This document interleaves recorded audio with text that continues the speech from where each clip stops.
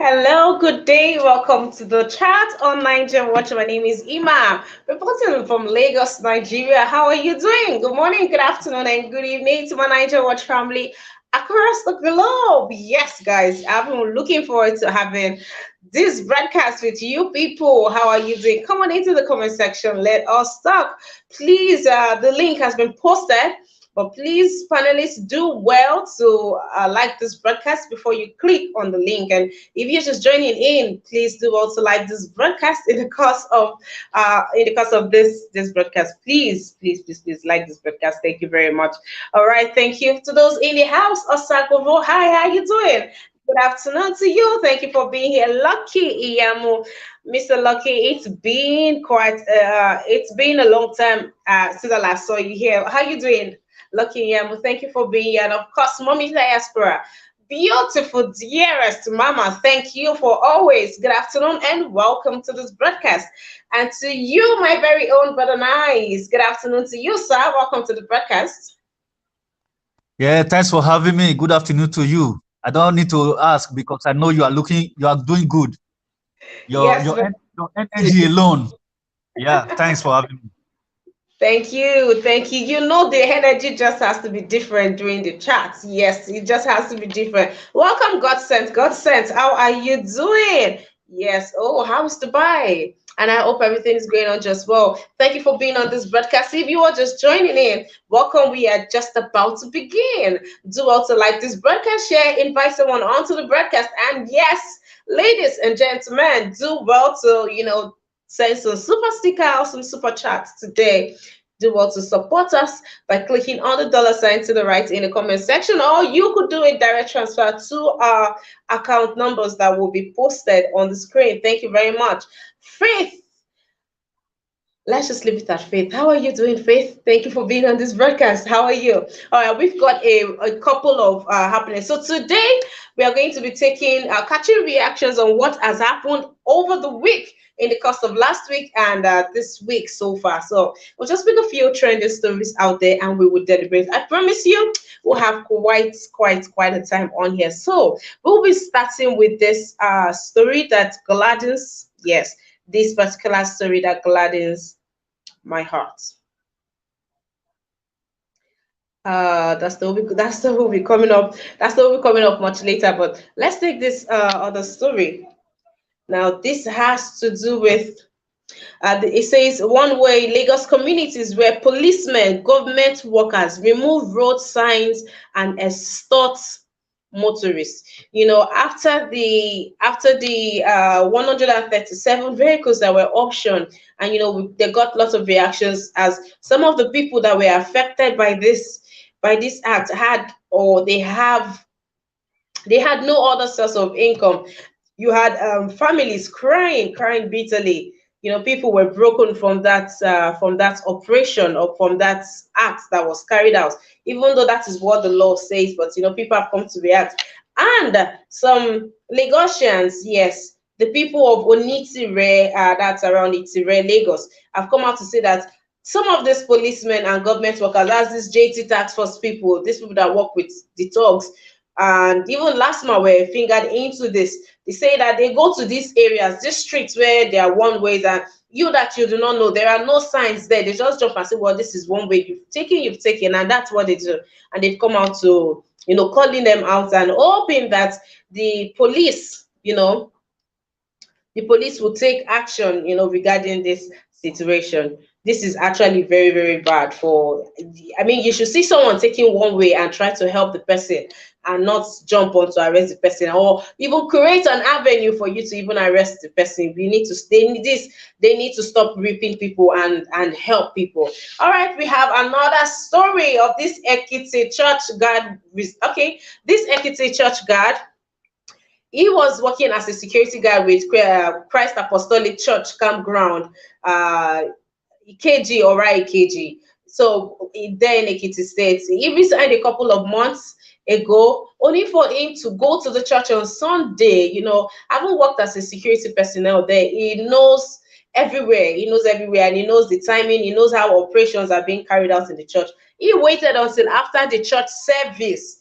He snuck in, he snuck in, and he went on to steal the church offering. And the church did not know this. On his way back home on a bike, he was apprehended by the police who were on a stop and search duty.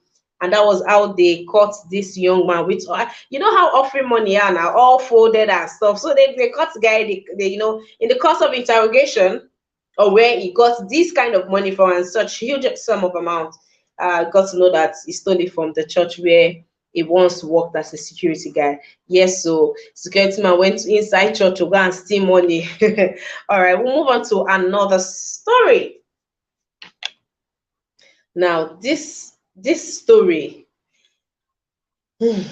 My niece is a 4 years old girl who accidentally swallowed a earring after a class teacher saw her playing with it in her mouth. She slapped her and that caused her to accidentally swallow it. A condition needs urgent action. Now that happened, a 4 year old girl, and I just have a picture of a 4 year old girl. That's still a child. Well, you see a child playing with something she clearly shouldn't be playing with, and instead of even using caution to take this thing from this child, you go on ahead to slap the girl, to slap the child so much that she had to swallow the earring accidentally. And now, who are they going to hold for this? Who is to be held responsible? And this reminds me of when we were all younger, when we were when we were in primary school and nursery. Okay, now I will not remember from nursery school, but saying from primary school, and the way that the Nigerian teachers, the way that our teachers used to flog us like criminals. I attended a private school, but still the flogging. So I can't even imagine people that attended government school. I don't know if there's supposed to be a difference, but that happened, and it just brings back so much memories. But for 4 years old, if you're already slapping a 4 year old child, I think I think beating generally, when it comes to the school setting, is supposed to be barbaric. Yes, and it should be illegal for teachers. You are there to teach. There should be other punishments aside beating people in like secondary school, in primary school, in nursery. This is just a 4 year old girl that was sent to school. What class could she even possibly be? She should still be in playground or playgroup, or I mean, she's still too young. Well, that happened. Sadly, that happened. We'll be moving on to other stories. Yes, those on the comment section. I want to catch. Now, Mivella, are you laughing? It's not funny. Oh. I want to catch your reactions. Please let me know. React to the stories. React to the happenings that is happening in this our Nigeria. And you see schools like this, even when you take them to the police, they get to settle the police and they just get to sweep the whole case under the carpet. And this is not nice. This is really, really not nice. A 4 year old kid that was sent to school, will end up in the hospital with earring inside of her. Come on. There's some things that parents plan for, not things like this. Move on to another story.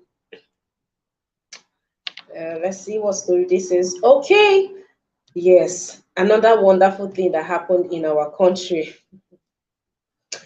So this happened on Monday morning, and this story was shared by Tracy. Excuse me, Tracy. Tracy says 2 a.m. Monday morning, a thief tried running from securities at the estate by climbing transformer. He got electrocuted and died instantly. I went to Aja station to make a formal report, then I got detained. Why? Me said shock. The questions that the police asked that went thus: why is the corpse lying down straight? Why is the body not black? Why didn't we rescue him? Then the police even went on ahead to accuse them, went on to say to her that they killed him and they kept him there. The lady is saying that I could not believe my ears with so many witnesses. I am home now, and I hate the police more. Okay, she went on to say, people are asking me why I made the report. I am the facility manager. It is my duty to make such reports. I went with my CSO, Chief Security Officer, and securities on duty. I did something right and wrong at the same time. Yes, I was released, not for free. And corpse was evacuated yesterday, not for free. I am home and okay. Thank you all. Thank you all so much. I appreciate you all. So yes. That also happened in this our Nigeria. A facility manager went to report an incident that happened at the facility that she manages. Getting to the police station, the police went on to ask her, oh goodness, went on to ask her amazing questions like why is the corpse lying down straight? How were they expecting the dead body to lie down? Oh, they went on to ask her questions like, why is the body not black? If you say the guy was electrocuted, why is the body not black? Why is the person still looking like this? You see, and they asked her, why didn't they rescue him from being electrocuted? How should they have rescued? They should go and turn off the power supply from the transformer, or they should go and, how were they expecting when they already heard that somebody was running away, thief was running away from security, and trying to get away, got electrocuted by climbing on the transformer, and you are saying, why did they not rescue the person? How? Nigerian police. These are many more the reasons why when somebody is in a problem, or someone runs into an accident scene, they don't help anybody, they just drive up, because by the time you will all right, by the time you will carry the person to the police station, police will put it all on you, or the hospital will start asking you questions. See, I really look forward to that place where a Nigerian can see somebody lying life or not lifeless. Can see somebody, at least the person still has still has some breath in them, and they would, rush the person to the hospital in good faith. But when you think of, chances that you might be held responsible, the police will not carry out due diligence, they will not carry out interrogations or investigations, they will just pin it on you. I mean, who will kill somebody and still, or try to kill somebody and still take the person to the hospital? They need to make, being a citizen, they need to make it to be, they need to encourage people to be their brother's keeper. Yes, that's what I'm trying to say. They need to encourage people to be their brother's keeper. And now I have this video also for you. Please just watch. Let's watch this. So over the weekend, yeah.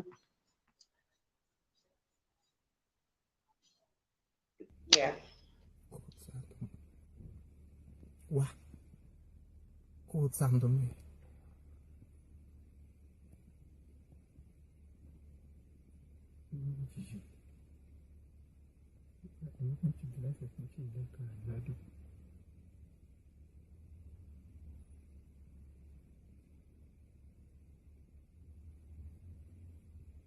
Why not just go to see?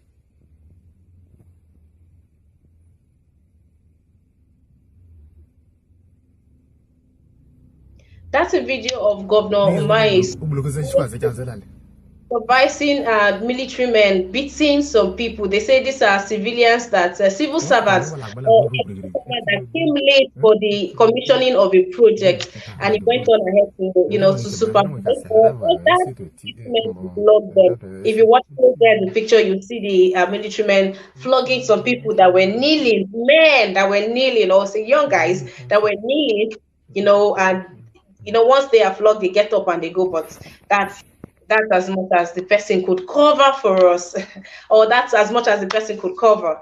That's all that we have out there. But that's a video that shows the governor carrying out such act or supervising. Well, we will not say he gave the order, but he was there. He was standing right there and he saw all of that happening. And of course, Nigerians have come out to react to that. We have this one by just a minute. All right, this is by Thompson Jr. Thompson Jr. says, that is not watching, that is supervision. He ordered and supervised the assault. And Don Sammy 74 says, like, seriously, tomorrow when their loved ones start looking for kidney, it will look as if the world hates them. How soon would they have forgotten? And this is by Both says, the end of the wicked is coming soon. Ted Bloom also says, we go scatter that place, so forget. Now arresting go arrest me. And iPhoneplug.ng says, too bad for a governor. Okay, we have more reactions from that.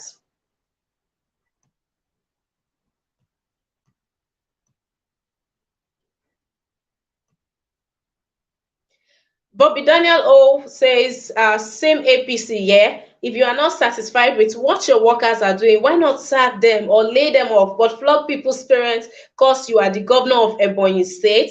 Shame. And this is from Slick Jack, says, anybody wey human being dey fear, make you remember say him too get one person wey he go fear, which is the Most High. You can never tell what will happen tomorrow. And this person also says, Umahi is one man that will suffer in future. And then we have Milton RX says, now the soldier I vex for Sha. And that one says, imagine a sitting governor. Imagine what a sitting governor is doing. This is the last comment reaction from that. This person says, wow, can someone explain the meaning of good leader? And Remy Follower says, unfortunately, the Nigerian army is not what it should be. A trained killer who maintains his cool. Now we seem to have rabid and brutal men with guns who protect the corrupt and punish the weak. Nikki's Shine Shine says, if we treat ourselves like this, how do you expect others to treat us? And War Trend HQ says, vote them out, please. And Ochmoney 20 says, where the Agbado voters, una dey see that is what you get when you vote APC. All right. Please drop your submissions, and if you're just joining in, welcome to our news, welcome to the chat, welcome to the chat on Naija Watch. Thank you for being here. Please do well to like this broadcast, share, and invite someone onto the broadcast, please.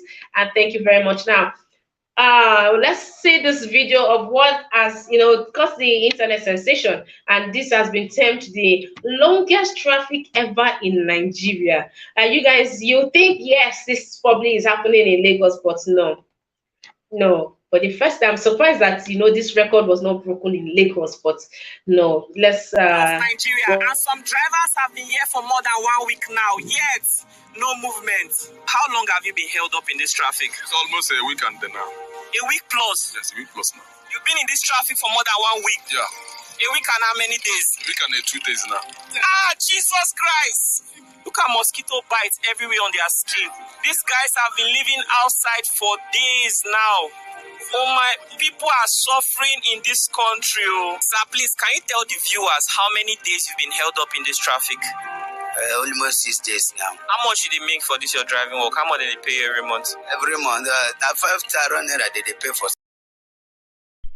All right, that video was taken. Let's take this news that accompanies that story, that video. Some drivers have been trapped in traffic for more than 1 week on a federal road in Agbo, Delta State. Drivers and passengers complained about the difficulties they face on the road in a video shared on Tuesday by YouTuber Lucky Udu. One of the drivers complained that they were made to contribute money on a daily basis to maintain the road, but nothing had been done. In Pidgin English, she said, we don't do contribution for here, 1,000 naira each. You don't reach like 300,000 away, we go buy stuff to fill the road. They no do anything. Today now, everyone don't come do contribution to buy fuel to commode the water wey dey for road. I don't reach 3 days now, I never bath.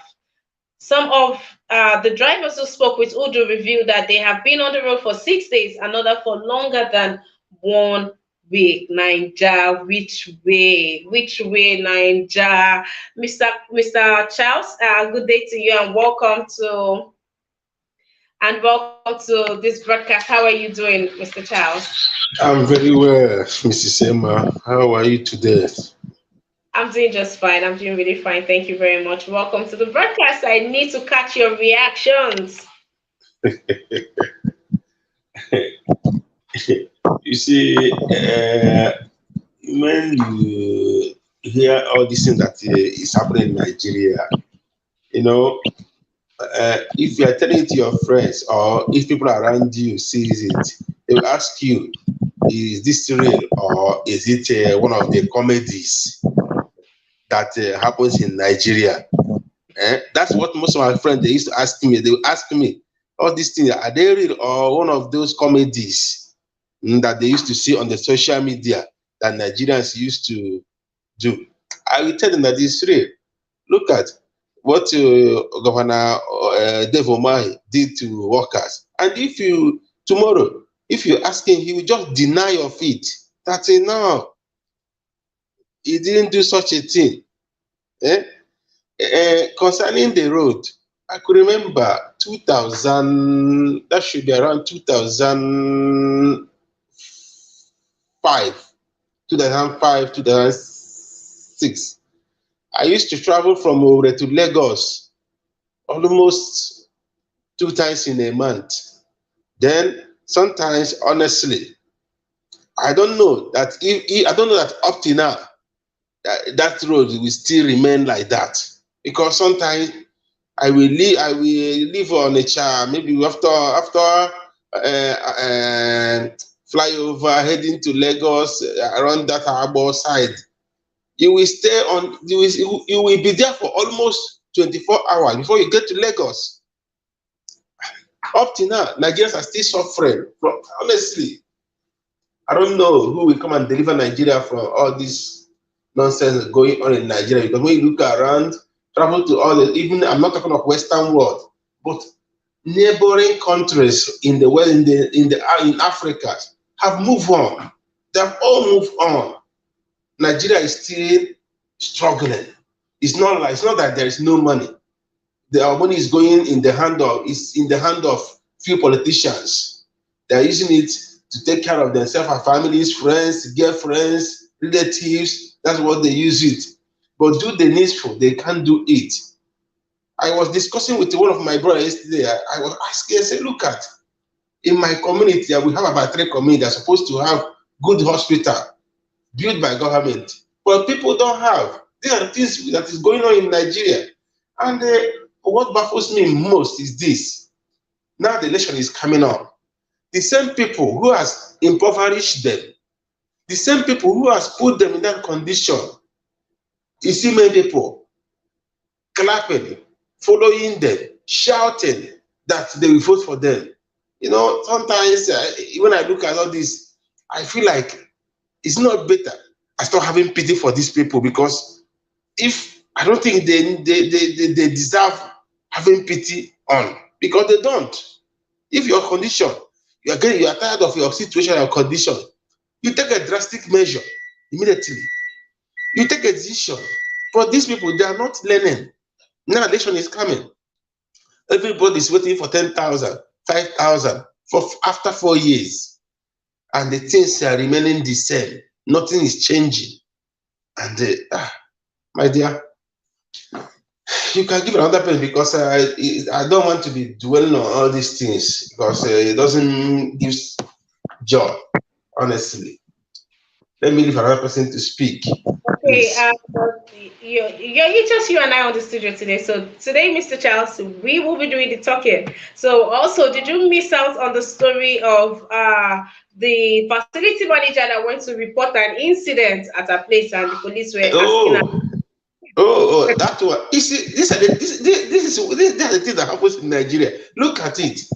The facility manager, there's an incident in the property where he or she is managing, and he went to the police to make the report. And the police, they held her or him, and he has to start explaining himself. Is here as someone who is looking after a certain property? It's your duty, if anything goes wrong, if there's any incident, to go and make official reports, so that tomorrow, if you will not be, oh, nobody, who is the manager here? Did you make any report? This, that. He or she went and make official report. And the police, they heard her or him asking him nonsense questions. And he has to start explaining himself. Is it, honestly, Nigeria, I don't know what I used to, define, classify that country. People like police, worst. Nigerians, worst. Because this problem is not only, sometimes I look at it, I say his government has failed. But I look at, so in other hand, we citizens, we have also failed. Because not only government, because if we have not failed, we should start doing things right. We should start asking questions. We should start calling a spade. But we are not doing that. All we do is Whenever we think, oh, opportunity here, there's opportunity here, we run down there without minding if this opportunity we see with this opportunity, if we can go far with it. As long as we can put food on our table at that moment, we don't care what will happen in the next tomorrow. Honestly, my dear, let me end here. There's a lot to talk about in Nigeria, so let me end here. Mr. Charles, how was your primary school like in Nigeria? Did you attend primary school here in Nigeria? No, I went to a public school. Yeah, but you had primary school education, right? Yeah. Secondary school. Okay, Yeah. so there's a story on here of a 4-year-old girl who was playing with a earring in her mouth. A teacher saw her doing that and went ahead to slap the girl. The effect of that slap made the girl to accidentally swallow a earring. Now, I'm saying 4-year-old is too small to have, for you to even slap that much that she would swallow the earring. As it is, the girl has the earring still stuck in her, and now she has to go for some form of, or I don't know how they are going to get this out of the girl, but that's a picture of the effect of that. And now, if we look down memory lane, we would know that the way teachers flog students, both from the primary school to secondary school. Do you know, as Nigeria the government should call for a reform in, corporal punishments being meted out at students or on students. You see, in terms of that area, this is all about individual problems, or how do I put it? Because when you see a child playing with something that that we all have children, my kids, when I see them, there are things I will see them playing around with. I know that if I rush them, they may swallow it and become a foreign body in their body. That they need to go to hospital for it. So what I will do, I will become careful to make sure that it didn't happen. So that teacher, I think he needs to be disciplined. And talking about the punishment that are being met out to the students in Nigeria, yeah, everything that have advantage have disadvantage. Because this example here we are, we say, oh, the children, but you find that most children here become useless. Hello? Hello? Mr. Charles, please go. If that's me you're talking to. Are you hearing me? Loud and clear, Mr. Charles. So here we are, most children here have become useless. That because no one punish them, they do things, they get away with it. Even the parents are even scared to shout on them. The parents here, you are scared, you can't talk to them, they have a lot of things. So Nigeria somehow, yeah, the only thing is that the teachers, they are supposed to be, a kind of training, orientation, to teach them so that they will know, because especially these young people that are going into teaching this day because of no job, this, that, because most of the time teaching is supposed to be for matured people, not just anyhow, anybody you see, especially when it comes to primary school students and the nursery school, supposed to be matured people, not just you just employ a young girl, a young boy that don't know anything, that his blood is very hot. You just give him such a job to do. You should expect anything from him. So in that area, they need to be well trained how to handle children. Because not everyone that can handle children. That is why you see that some of them they mess up when they don't care about the children. How can you see a child playing with the earring? You just slap that child. What does it show? You lack training. Here, if it is here, he can never teach again all his life. That teacher, he can never teach again. Anything, anywhere, anywhere he's looking for employment, there are children in that area. He can never get that job because there is what they call here work with children's check. That as soon as that teacher did that thing, his email this thing, the record of his call, he became dead.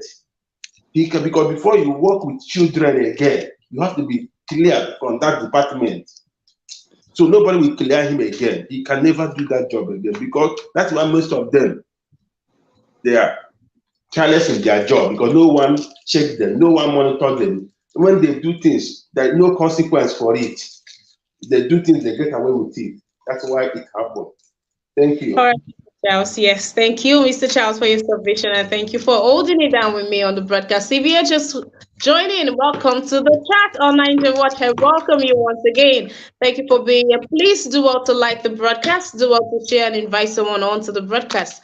Mr. Charles, please put your mic on mute. Thank you. All right, Mr. Makirabo, welcome to the broadcast. Good afternoon to you too. How are you doing? Yes, Mr. Omoro Dion Kinsley, how are you doing? Thank you for being here. And of course, Mommy Diaspora says some of our teachers in Nigeria don't have joy.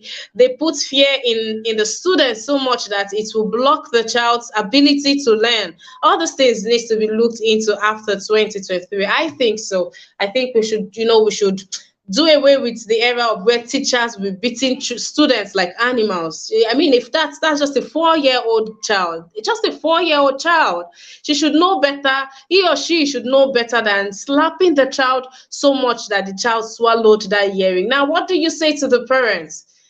What do you say to a parent that sends a child to school and ends up at the hospital? Come on.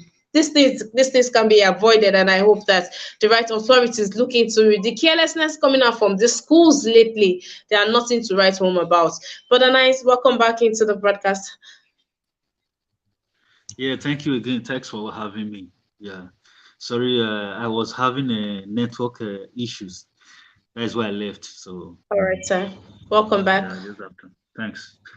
So, I should continue or? Yes, please go ahead. Yeah, about the child, right? Yes, sir. Okay. Yeah. First of all, for beating a child is a very serious crime in Europe. If he's here in Europe, that one I think is almost about 5 years imprisonment, and she's going to pay a bill to the authority. She will pay almost about nothing less than €1 million, or 2 million naira if case not taken. You understand? So is in the penal code of the law. So it's a very serious issue. And for she to even go to that extent to slap a child when that child was having a hearing and it make her to swallow the earrings. That one is the high. I've never seen the kind of wickedness, carelessness, I should say. That person is very careless. The first thing you're supposed to do, a child is playing with the dangerous items. You have to take it from that child first. And you have to be very, very careful to approach that child. You understand? So I don't see any reason why you see somebody holding a very dangerous items in his hand, then you go and slap that child. That shows you the environment we are living. People are psychologically a lot of Nigerians. That is what we said the last time. A lot of Nigerians, we have mental issues. Some of them, because of the situation of the country, a lot of them have a very how am I going to say it? They have some kind of a radical way of approaching things because of the situation of the country. You understand? So that this thing can still it makes me to remember when I was in primary school that time in Nigeria, like what you were saying in that time, Miss Emma. If you want to go to school that time, we'll be scared going back to school. If our teachers are flogging us in school, they don't even think if you are a kid or not. They don't care. To the extent that and you will be even scared to tell your parents at home. And most of this problem, our parents as well, them themselves, they are violent. So if you are telling them what you are passing through in school, they don't believe you. That is the kind of environment we live. That kind of environment will build you. That is what built us to that the reason why today we are very we don't know how to approach things very civil or likely. We are always violent in our approach. You understand? That time, if I want to go back to school, there is one teacher in my school that time, that woman, if you tell you to, they will tell us to say our national anthem. If you miss one of it, this woman will flog you to the extent that I was scared of that woman. To the extent, if I want to go to school, I have to go and find a foam and put in my eyes. And if you find out that you have fun, if she's flogging me, she see that I'm not reacting, she will put on in my knicker, I will draw that foam out of the out of my ass. She will flog nonsense out of me.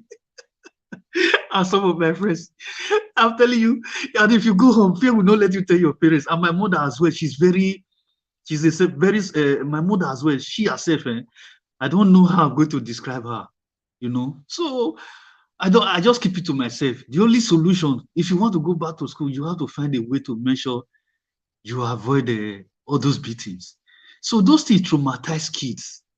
You know, that is the kind of environment we all grow up in. You know, Nigeria is violent. In school, they teach you with violence. If you go to work, intimidation. If you are going to with friends, intimidation. Everything around you, surround you, everything that surrounds you is violence in Nigeria. Right from your childhood to your adulthood, that is what you will face. You know, so that is the society we all grew up in. That is the reason why today, nothing that I will see that baffles me, that surprises me anymore, because I grew up with it. We are used to it.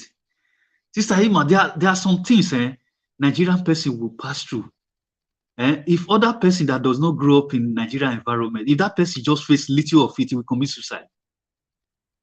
But Nigerian person will succeed. He will pass through it, and he will feel like it does not pass through any hardship, because we grew up in that kind of hardship. So that's the reason why no environment we cannot live as a Nigerian, because that is the kind of thing we face every day, right from our childhood to our adulthood. Well, we've come to this place now. Would we want our children to have to go through that? Because our fathers went through that. We had to go through that. Should we allow it to continue, or we should call for a stop into such barbaric, acts? Missima, it has to stop. That is why I'm telling you that we need any society that lives with that kind of mentality is a chaotic society. It's a society where there is no rule of law. That is why. All those things, there's supposed to be a law that protects children, that protect all those kind of things, that restrain those kind of things, attitude in school. You understand? Because we don't have law. Oh, the teacher should have been in jail by now. Teacher should have been picked up. If it's a society where there is law, where they uphold law, that woman those teachers are supposed to be arrested immediately, and they're supposed to be bound. And anybody that want to come, it has to be well trained. Any teachers that want to train, it has to be well trained. And whenever you see anything like that, report to the right authorities. You don't have the right to beat any child in school. That is a country where there is rule of law. But this our government, they don't care. They care about looting money. They don't care about you and I. They don't care about schools. Their own is just, they are just there looting. When the money comes, they just loot money. That is what they do. They don't care about all those hills in the society. They don't care about it. Nigeria is like a country where there is no law. Everybody just live the way they live anyhow, the way they like. You understand? So that is where we found ourselves. That child now, they have to operate that child now, bring that this thing out of his truth or our truth. You understand? That one is another pains. All the parents ever did was to send the child to school. That's just a 4-year-old child, for crying out loud. Just 4 years old. That's so we see him, my sister. So we see him. Thank you. Thank you very much for your submission. I'll come back to you. We have some other person in the house. Hi, King Emeka. How are you doing today? Hi, good morning. Thank you very much. I was listening on the background on the topic. It's quite unfortunate, right? And sad.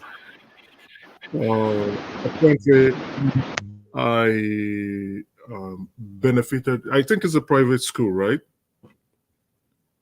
It's a private school. Yes, it is. Yeah, I benefited of when Nigeria was still, the public education system was still valuable at that point. I think it was probably in the early 90s when private schools like primary and secondary schools began to kick off. As at that time, when you're going to a private, private secondary school, it indicates that you're not smart enough to take the common entrance to go into the unity schools, right? You weren't smart enough and your parents didn't want to keep you around and decided to go enroll you into a private school. And it's also strange in the sense that the government allowed the educational sector to dwindle down, and it's sad. But then I think it was still. I think Babangida was still the military president. Yeah, I believe so. Yeah, and unfortunately, the military guys made a mess out of this country, and there are many of us who, especially the young ones, who are impatient about or impatient with our current administration or past administration did not take cognizance. Many of especially the Gen Zs. I don't know what generation you are, Ima. I see the Gen Zs to be very, very impatient, intolerable, socially awkward. They don't really understand how Nigeria has, the challenges Nigeria has gone through. And they begin to take and heap insults on people who are their grandparents or who are also could be their parents. Nigeria has really, really come through enormous challenges. If you know what the military has done, they derailed a lot of things. At the time of the 60s, the 70s, the 80s, public schools was the epitome of success. Before you get into a public school, you must be the best of the best. And then you are being categorized into different classes. I know in my own secondary school as a day, if you are very smart, you are in the A class. And if you are dumb, you are in the E class. And that's how you go. Those guys in the E class, you could see signs of failures from them and they will go through that route and they kick off. But the smart ones will continue to be in the A class and go into the science school. So you must be smart and you must be very good at what you do. But now we have private schools coming up, incompetent teachers taking up jobs, incompetent school proprietors setting up schools without the rights license, the right certificates, no training, no retraining, no re-education. You see, at the time of the British era, yes, there was harsh discipline to students or or pupils then. But education is a continuous thing, and change is also a continuous thing. At this point in time, they have looked at it and said, oh no, we can't continue this way. A 4-year-old child is still a child. He or she knows nothing yet, right? Even in I think in the West, it is at 4 years old that you begin to go into grade 1, or what people call primary 1 in Nigeria. But at 2 years old, you see parents pushing their children into primary 1. What is a toddler doing in primary 1? Rather than to cheat, to play with toys, to some can't even speak at 2 years old.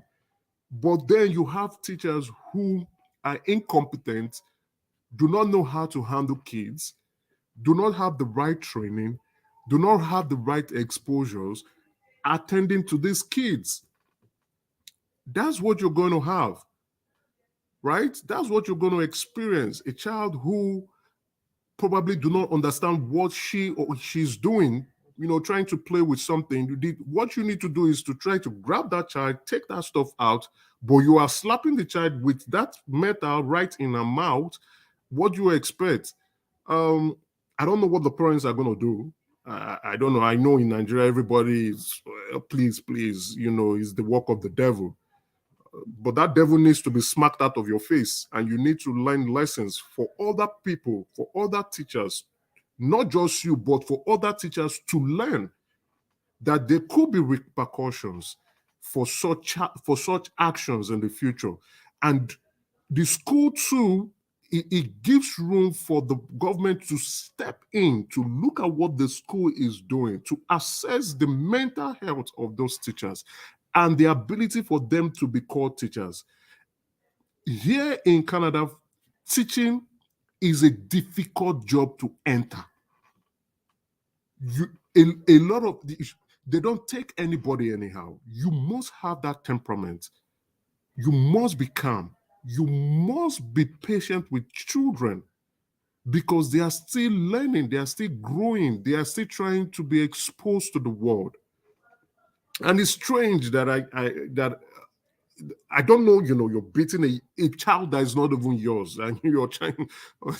Well, I don't know what's going to happen. I don't know. But what I would say is, I think the government should begin to look at ways to bring back the glory days of public schools, to bring it back, to resuscitate it back again. It's sad that private schools are now the school of choice for parents, because they feel public schools have nothing to offer. I know in Katsina, at the time of Yaradua, he was paying teachers top-notch salaries, and those in the private sector decided to go back to public sector to teach.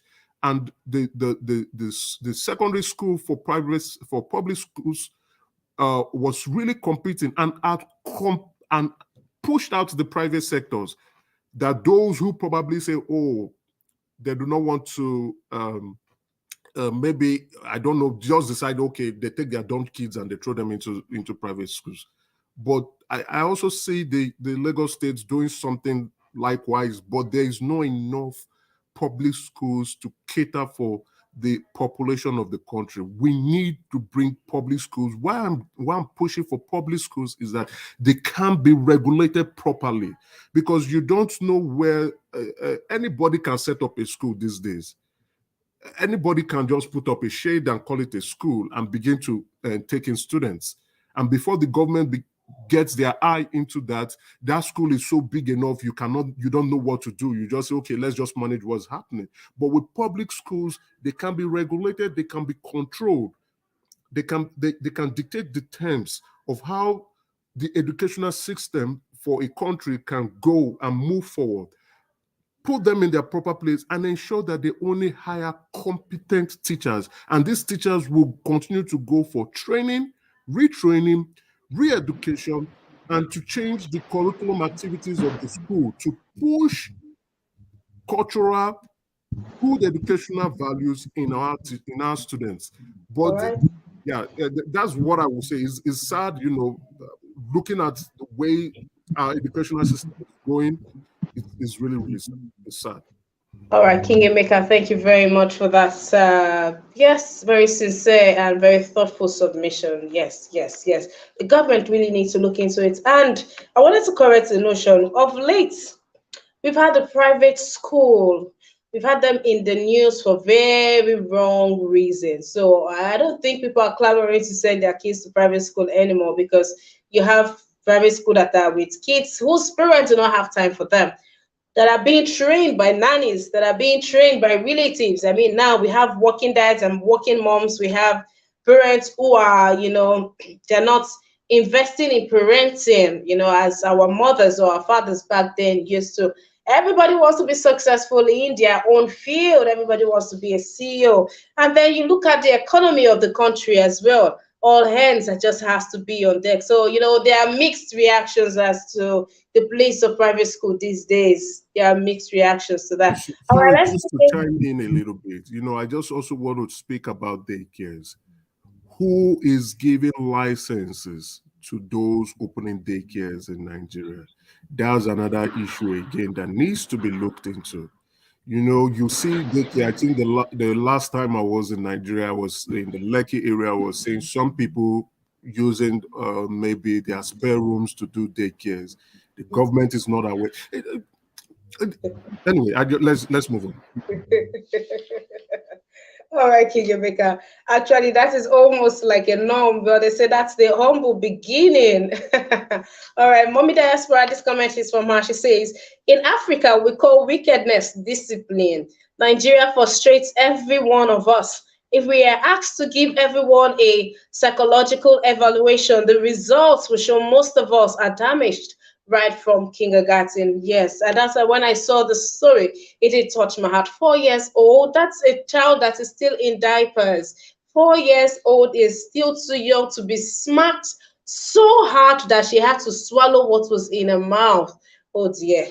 All right, thank you so very much to Mark Irabo. Mr. Mark, I see you right there. Thank you so very much for your donation and for joining us on this broadcast. God bless you so much, Mr. Mark Irabo. Thank you, thank you. All right, I have Mr. Chimaobi. Hi, Mr. Chimaobi. How are you doing today? I'm doing good. Are you? I'm doing just fine. Thank you very much, sir. I see. I see it from your face. You are too beautiful today. What is the secret? Thank you. I don't know, gracefulness, I guess. Okay.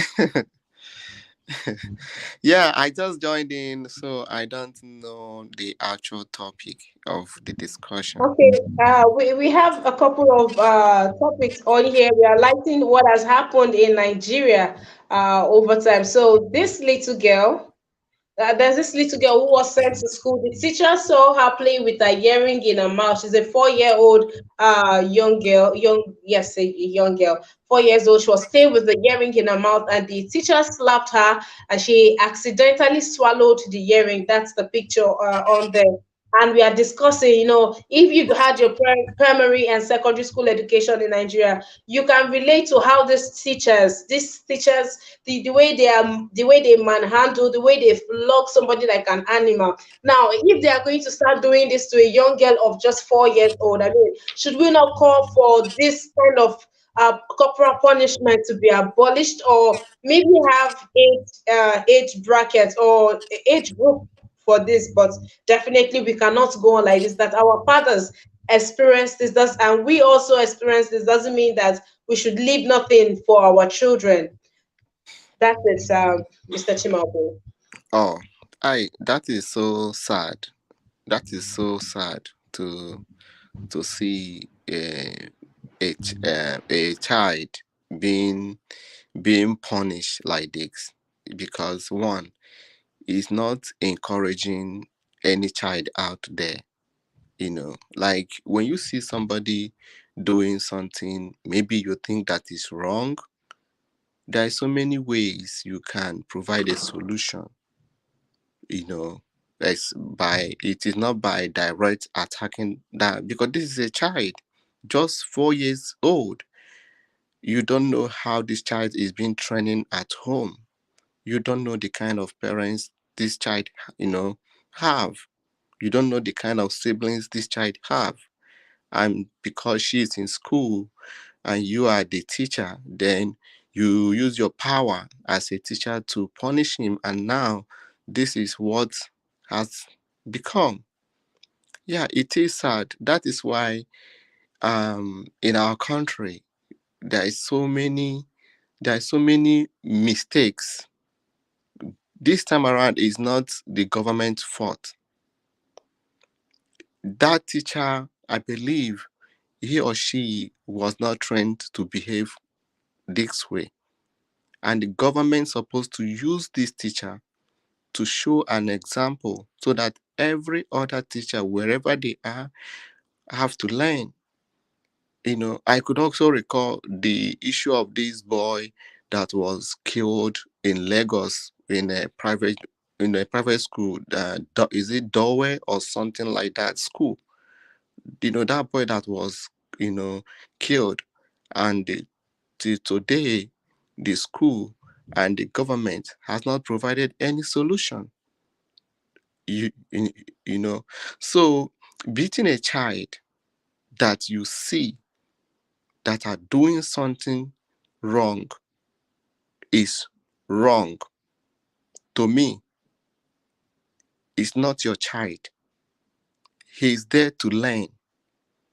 All you need to do is to call that child and tell tell her the reason why what she's doing is wrong. Because if she swallow whatever that she put in her tongue, in her mouth, it will be a problem. So instead of this teacher to address that problem, you attack this child directly. And now what that teacher would have prevented now happened. Because that teacher would have prevented this child from swallowing whatever she has. But now, because the teacher failed to follow a common sense, and now what she could have prevented happened to the child. It is painful, and I don't know maybe the motive of this teacher, because in Nigeria, teachers are not being paid. There are so many contributing factors that makes our teachers to go to school with anger, with frustration. So many things that runs in every families, in every teachers, in everybody out there in Nigeria. Nigeria, has been frustrated. There is hunger. There are so many factors. Like Mohammed Aspar said, everybody in Nigeria has a psychological problem. Everybody. If they should examine everybody in Nigeria, we all have a problem. So that is another factor. Like, look at what is happening today. ASU versus federal government. Look at the game that is playing on. You want the teachers to return back to school without being paid? And how do you want them to lecture those students when you force them to go back to school? What do you want to achieve? What? You can only achieve corruption. You can only achieve bribe. You can only achieve them not teaching but collecting money from these students. They will be extorting our children. That is what will be going on. And instead of the federal government to come out with a solution, they are accusing ASU with so many things and trying to break ASU and trying to do this and do that. It's still not going to solve that problem. So this particular teacher, right now, we don't know the factors behind her attitude. Because for you to be somebody that teach children, you must be humble to yourself. You must love what you do. You must be able to tolerate what you have not seen before. Because these are kids, these are children. They are not yet adults. They are not adults. So for that teacher to lay her hand on that child is wrong. Because that is a child. is not an adult. The child may not even know what she's doing. And you are maltreating her in that form. And now look at what you caused for a family that only sent their child to school to go and learn. It is wrong. We have to, yeah, even there are so many schools that are doing the same thing. So many schools in Nigeria that are maltreating somebody's child in a wrong way, that are abusing child. This is this is another form of abuse.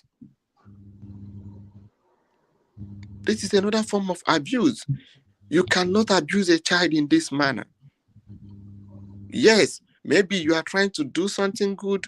Yes, you are trying to, caution that child, but you are abusing that particular child because that child may not want to go back to school. That child may never want to learn anything. All right. Yes, that child. And so many children will be afraid. So the government supposed to investigate that school. They will investigate this teacher through that school. They have to ask students in that school so that they will know whether this teacher, is it this way that she treats students?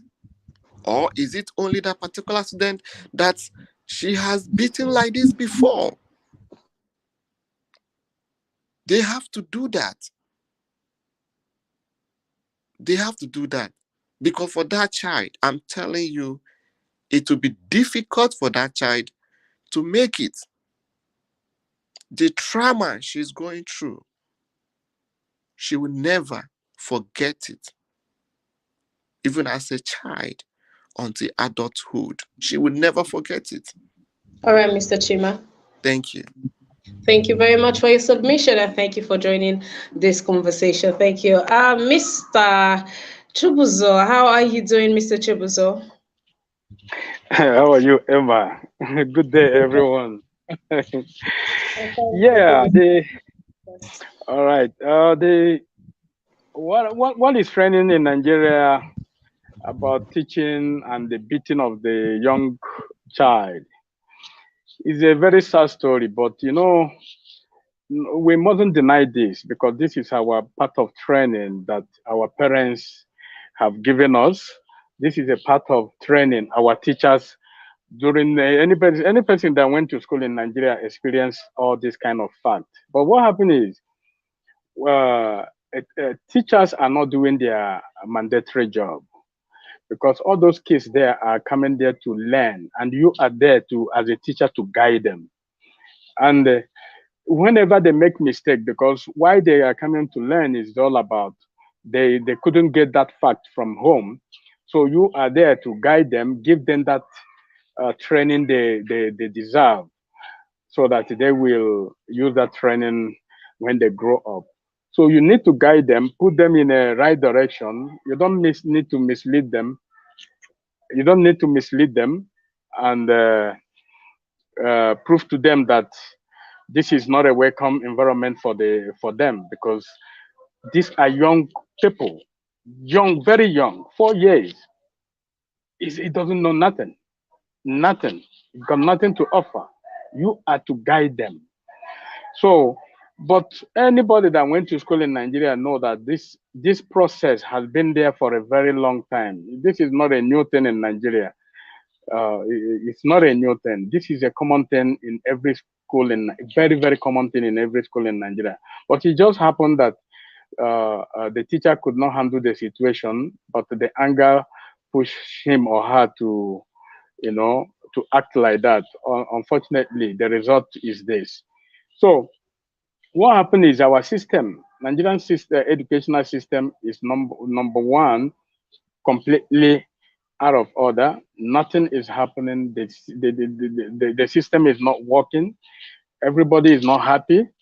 Nobody, both the students, both the teachers, none of them are happy. Everybody is angry. So, but beating with a bare hand, beating that child You can even kill that child if you make mistake, because you don't know the state of the health state of the young person that you are trying to correct by beating the person. It's not good. It's not good to beat somebody, anybody, especially as a teacher. That's why we have what they call discipline.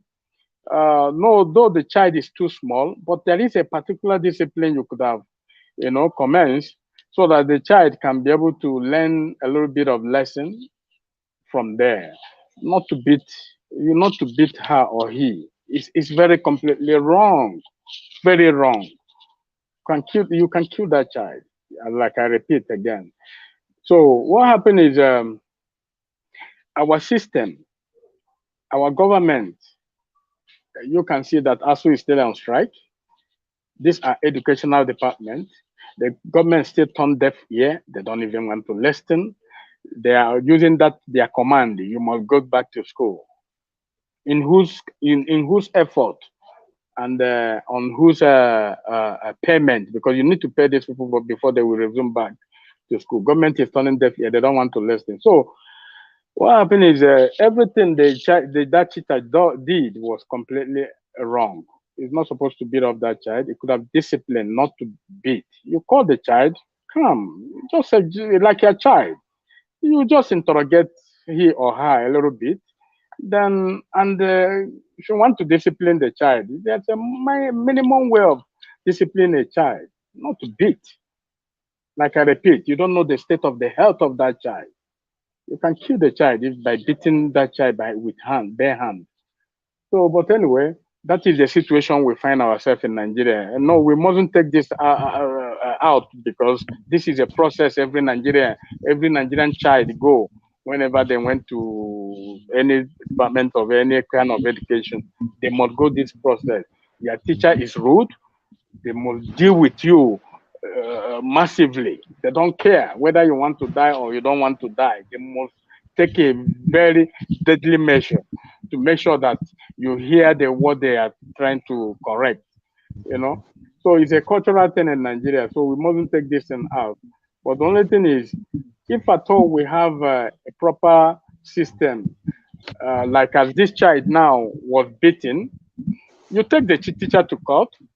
Now the court now will now decide how the teacher state. But we don't have all this system in place. Now the next thing we hear that the child has passed away. Nothing will be done. Nobody will be prosecuted. Nothing will even be done. So we just comment on this thing, but nothing will be done. So the only thing I will say is the whole thing the teacher did was completely wrong. You could have disciplined the child, which is a common thing. But the kind of state we find ourselves is a state of no mercy. No mercy for anybody. Anybody you can beat and kill. You can deal with the person the way you want. All right, so for your submission. Thank you for coming into the broadcast. And yes, to each and every one of you on this broadcast with me, thank you for coming into the broadcast. Thank you for being here. Thank you for joining the chat today. I will replay a video I played earlier of Governor Umahi supervising the flogging of civilians by the military. Some say that he wasn't supervising, that he actually gave the order for them to be flogged. Story has it that there was supposed to be the commissioning of a project, and this staff, they came late to the function, and he ordered the military, is orderly, yes, the military, to flog those people, and say some of them are people's parents, and it's actually quite disturbing. And people are saying that people are coming out to say that this is known, that this is one governor that they are very sure will suffer in the future because of the way he treats people. Let's watch the video. Wow. Cold sound to me.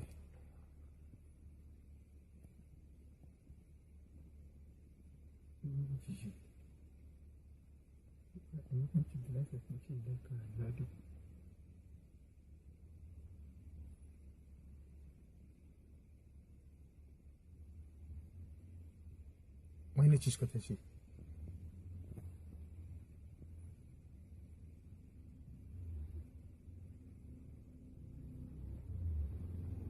Liga ubloko zeshikwazi etyanzelale.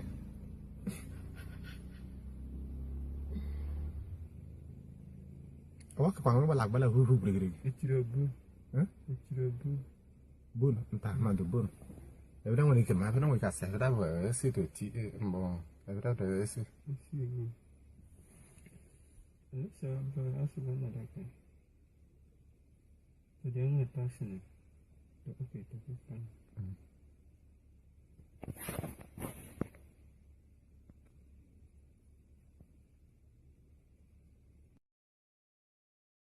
Just that people are said their civil servant and they went late for the commissioning of a project. He got them right there on the road and he asked the military men to flog them. People have come out to say the military, they've lost their essence, they've lost their touch. These are the ones that are supposed to be safeguarding, protecting the civilians, but now they are there to oppress the weak. They are there for the rich, the high and mighty only. King Emeka, you are in the studio. Let's catch your reaction to that.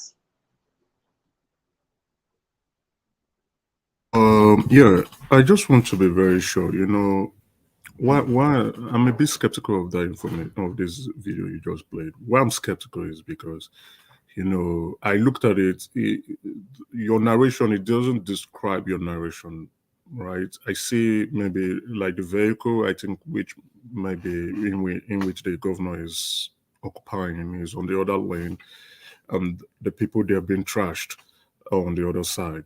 So, and I know how the dissemination of fake news in social media could be. The people who are being flogged. I looked at them closely. I can't make out any sense of it. Well, I'm not saying you're not right, but I'm just like, are we sure that's the accurate information? Because No. I'm not even concerning with you. That's I'm reporting the story as it was said. That's why I can say that.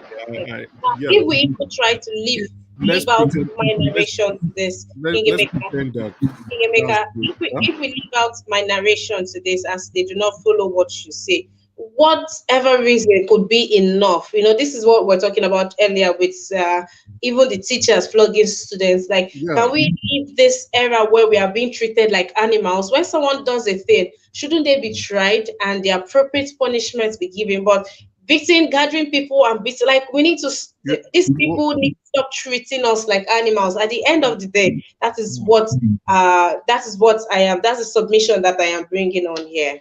All right, fair. That's a fair point. What I interpreted from that might be either they are taking one way and he stopped them and said, flog these people. I might be wrong, right? And that might not be the case. But let's go with what was reported. And if that's true, it's barbaric. It's not appropriate. You don't go about, you might not like the situation of things. Them coming late, you don't know the reasons why they are late. And even if they have no reasons, it's none of your business.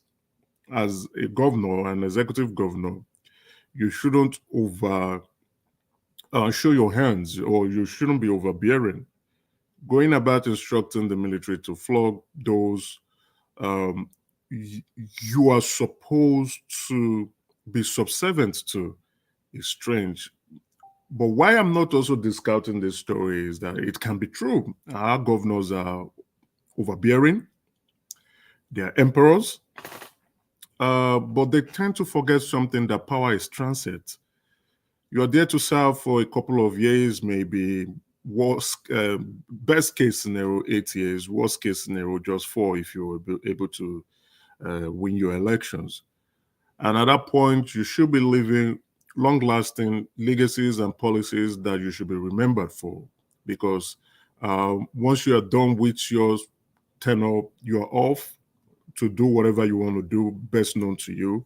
But the policies and the legacies you put in place is something that will echo your name in the foreseeable future.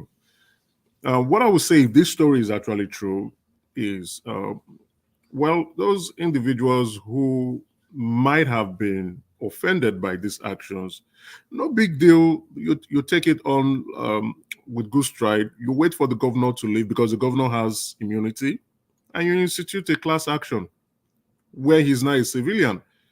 And you institute a class action after his tenure and let him pay for damages. You take him to court because now you can't take him to court. He has immunity. He can do anything. The governor can shoot anybody at this point in time, and nothing is going to happen to him.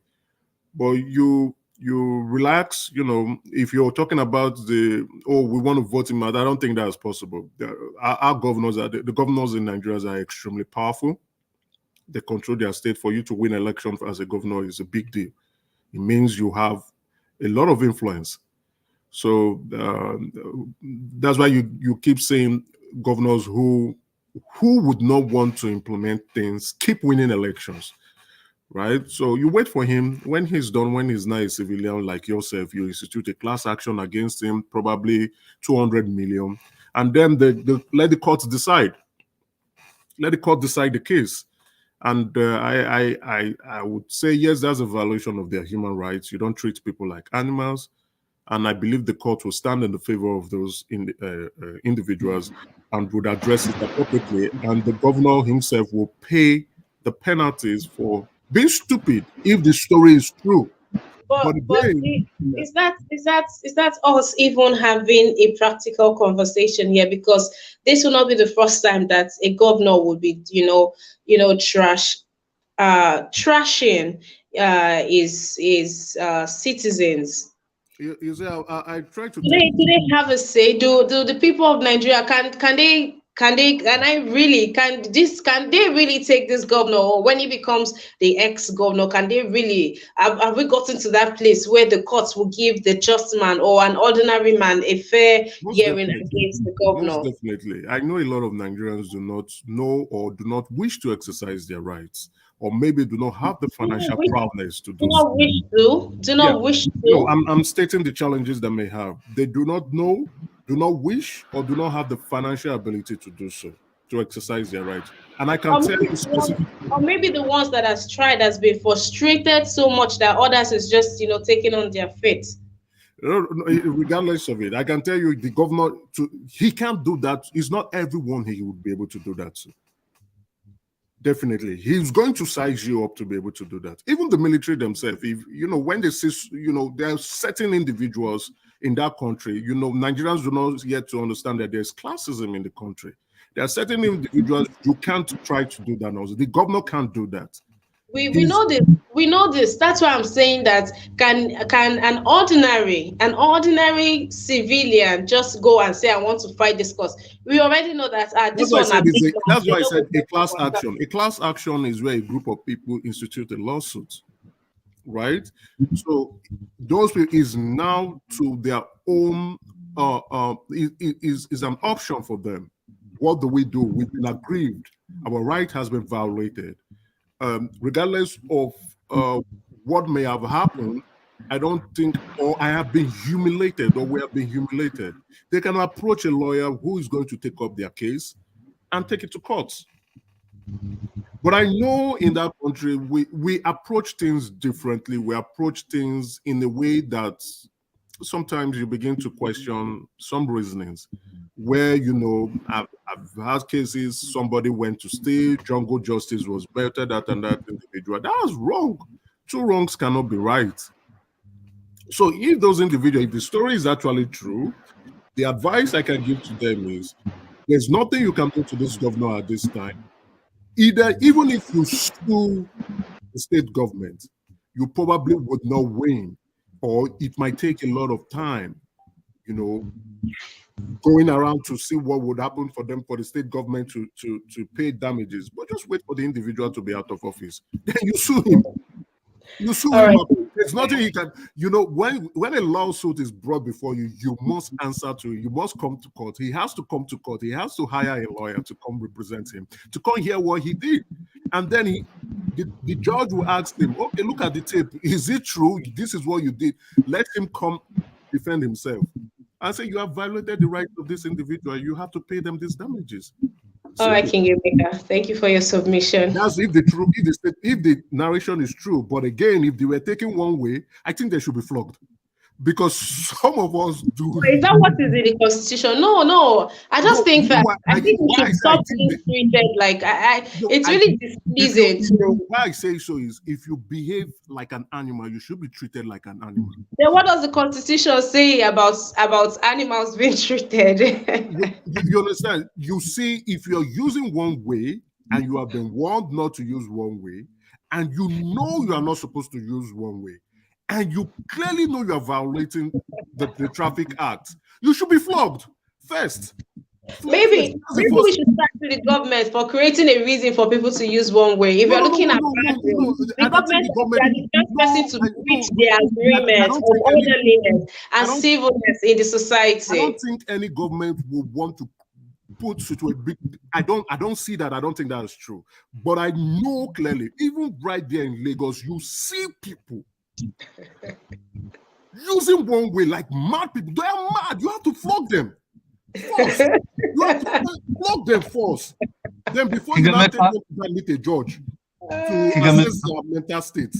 Why would someone? I don't think so. No, bro. I'm not saying it's right to flog them, but you are mad. You have to be flogged. For you to use one way, you are driving against traffic. You are endangering the lives of other people. You know this is wrong, but yet you are doing it. Like someone is saying, many people are their mental health, or they are probably borderline mad in Nigeria. Yes, that's a clear evidence that people are borderline mad. Yes. I think you live in Western world. You don't have to be speaking as somebody that is still living in Africa. No, how will you support flogging people? In a insane country, the only thing they need to do is to arrest them. You don't have right to flog people randomly. I agree. No, I'm not saying I agree. Arrest them. Even right? animal, you cannot flog animal randomly. Wait, I agree. In Western world, they will get you arrested. I agree. How much more you might be? I agree completely, no doubt. I was just being extra, right? I agree. But again, if that was the case, I would say yes, it is appropriate because there are so many mad people that. All right, yeah, sticking to your conclusion, and that's fine. Just 10 seconds. In that context, I think the Lagos states, those who violated traffic laws, they took their vehicles, come and pay the penalties, they refused, and they auctioned their cars. And others were screaming, "Oh, this is overbearing." To some extent, I believe so. But in that country, I'm scared of driving in Lagos. I don't know how many of you are living in there. I am scared of driving in Lagos. A lot of mad people are there that needs to be flogged. When they flog you first, they arrest you. When they know that if you want to do that again, you remember the pains that you were being flogged for your stupidity. You will obey the traffic law. A lot of people are mad when they are driving in that Lagos city. You see people doing nonsense. And you're like, what is going on here? They need to be flogged first to reset their brain cells. Flog them first. They'll say, why are you flogging me? You are mad. That's why we are flogging you. We want to remove the madness. When the madness is now out, then we will not take you to judge. Oh yeah, we have killed this man from his madness. And this guy violated traffic law. And judge met the penalty on him and let him go. I'm just being extra anyway. Thank you. All right, thank you very much, King Emeka. Thank you, please. I will give you the floor to Brother Nice. Yes, Brother Nice, please, just 1 minute. I have Mr. Chibuzo here. Mr. Chibuzo. Yeah, thank you once again. Let me just comment on what Mr. Emeka just said. He started very, very, very well, but now his finishing became very poor. You must understand that Nigeria got no system to respect, number one.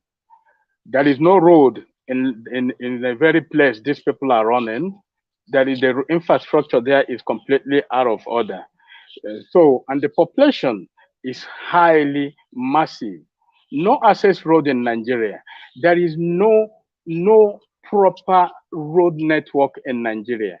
So Nigeria have become a place of where people violate the law, from the president to the governors, to the leaders by themselves. So they didn't show any example. Now, what you are seeing is people want to get to their destination by every means. And those destinations, if you want to follow the correct road, you cannot get there. You need to follow the road that can lead you to your destination, which government did not make a provision for access road. Only one way, from one place to other. Only one road you can use to get to your destination. And most of those roads are choked up. You understand? So what happened is the system is not good. But what the governor did by flogging these people, that is completely out of order. He got no right to flog anybody. He got no right to flog anybody. No right at all. Even the president themselves got no right to flog any individual. In advanced world, if those guys violate traffic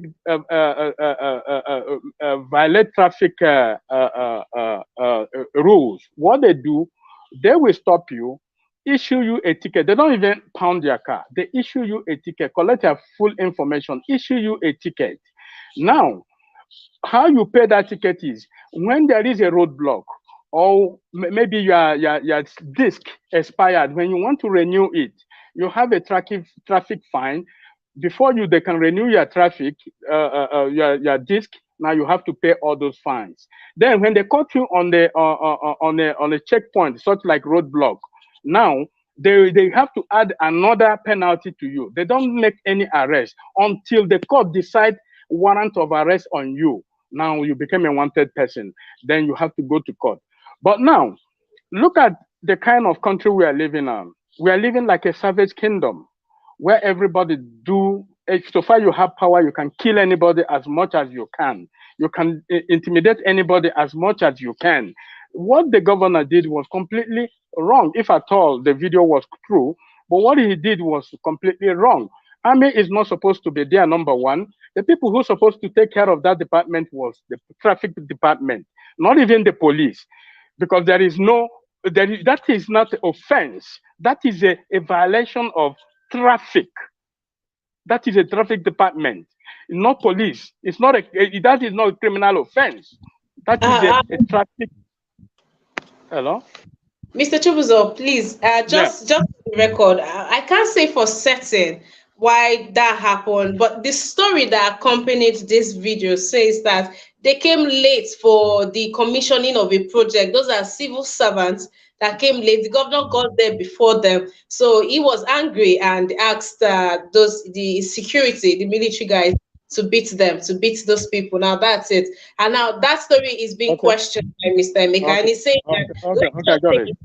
So now the question is, for whatever reason, is it okay for things like this to keep happening? Why something will happen, a governor will tell his security to beat up somebody? We are not animals. If somebody steals or gets involved in traffic violation, let the appropriate thing be done instead of beating up people like animals.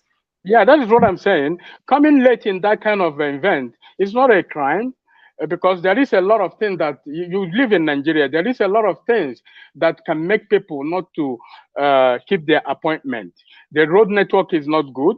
The traffic, you know how it is in Nigeria. So what he could have done is he's not matured enough to be a governor, actually, because a governor is just like the same teachers that we are talking about here right now. So when somebody do something, because you are both of them, you give them what they call correction. You don't need to beat them up. These are people's family. These are fathers. These are mothers, if I told there's women there. These are people's responsibilities. Now, and you are there intimidating them because you are a governor. No, that is not the way of punishing somebody. This is a civil servant, actually. You are punishing them by beating them up. What kind of life is this? What kind of society are we living on? And this is just like what we just talked about the teachers right now. And the same thing are repeating by the governor by sending military to go and beat these people up. Why? Did they commit any crime? No. What did they do? Just because they come late. If their job is not satisfied by you, you can give them suspension or if at all you give them sack letter, and that is it. You don't need to show that you are a governor, I can do whatever I want. Then you start beating these people up. If you are beating them up, what can they tell their children? What can they tell the public? How are they going to express themselves in the eye of their family, wife, children? No, this is completely humiliation. You don't do that as a governor. You are a leader of a particular group of people. What you do is to manage them, because there is a lot of people who are not thinking the way you are thinking, because you are overloaded. The salary you are getting is enough for you. Revenue you are getting is enough for you. You got no worry. These people have responsibilities. Things are not working well with them. If they tell you to pay them salary, you can't even pay them salary, and you are beating them up at the same time. So these are a mental issues that Nigerians need to address properly. And our system, our court system, judicial system need to put these things in position. Just like the same man said that when such a thing happens, even as a governor, you can contact a lawyer, you can sue the man to the court, whether he have immunity or not. That is a civil case. It's not a government case. This is a civilian between a governor. So you sue them to court, then the lawyer can take it out there, then he will go there now and correct his mistakes. You don't need to beat people like that. They are not animals. That is completely out of order. And Nigerians have that mindset of doing such an barbaric act in them. All Nigerians, they have that kind of mind. Thank you. All right, thank you very much, Thank you very much, Mr. Chibuzo. Thank you. Thank you to each and every one of you on here. Right here on the comment section, I see you guys. Michael Okere, I see you. Bella Naomi, I see you. Thank you for your submission. Please keep it coming in. But nice, please, let's catch your reaction to that. Yeah, thank you, Miss Emma. First of all, let me tell you, our elite, they are the one that is creating insecurity in Nigeria. Imagine when all elites, they subject our people to humiliation, oppression every day. What do you think is going to be the result of all these oppressions? People are going to, when there's no justice, they know that they have nowhere to go to ask for justice whenever they are oppressed. What do you think is going to be the retaliation? People will resort to insecurity. People will resort to self-defense, you see? So a country where there is no justice, resistance will be the order of the day. You will not tell me that, let me tell you, all this David Umahi and all those elites from south to west to north to east, they just have the same attitude. All those are our elites. They just oppress the commoners. You understand? So, and these people now, they don't have where to cry to. The institution that's supposed to fight for a common man, it belongs to them.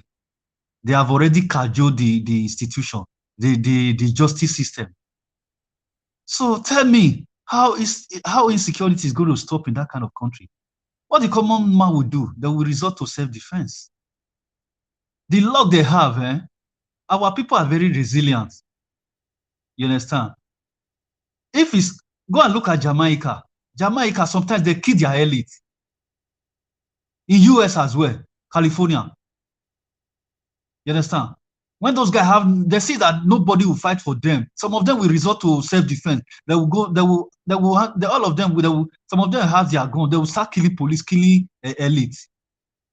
But Nigerians, they have never resorted to those kind of things upon all the oppression they are passing through. You understand? So how does our elite, they should tread carefully. Because these people, they just want to push. You know, there's a level you will push people to. They don't have choice. You understand? They will turn back and face you. I told them before, from all the people that have led Nigeria till date, no one have respect for Nigerians. No one. Anyone that just acquire little power, they will start beating people up. You understand? Look at this, our brother that went to Ishanland the last day. Ordinary community, this thing alone. Because the brother asked question, this project they gave to you, why is it like this? They beat him up. Till today now, our government is still defending that guy. They don't want that guy to go to prison. So the injustice that our people are passing through on the daily basis, it's not easy, It's not easy. If our people are not resilient, in that country, all the things that we pass through here in Nigeria, that's why I always saying that our Nigerians, I don't know if it's because of the prayer they are praying for that country. That's why that country have never gone into civil war. Everything that we are passing through in Nigeria, Liberia and Sierra Leone have never experienced it. They went into civil war.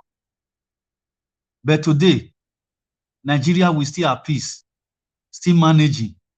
Upon all, people are still trying, managing, looking for a way out. Upon all the oppression, the suffering they are passing through, they still fight on a daily basis to make sure that they find a way out. All those our elites, they are still oppressing them inside. Upon that, they are still oppressing them. So I just pray that I just pray that they should continue this way. We don't want that country to fall into any civil war. Let us just continue to make sure that we vote these people out. We bring the people that will have respect for the common man, that will give all the people the basic needs to live their daily life. We don't want that country to go into chaos. That's what I'm just praying. Because what is happening in everything, I'm telling you, Nigerians are very resilient people. Thank you.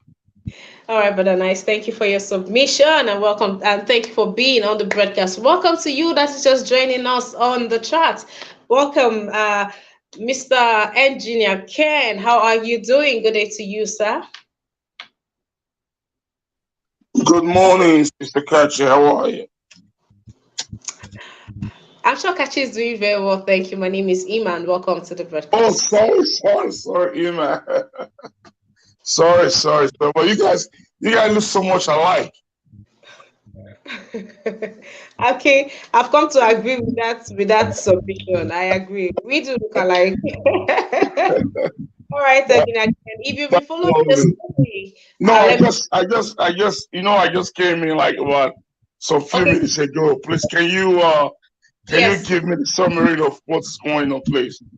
All right, there's a viral video of Governor David Umahi supervising what looks like he's supervising the military men flogging some civilians men.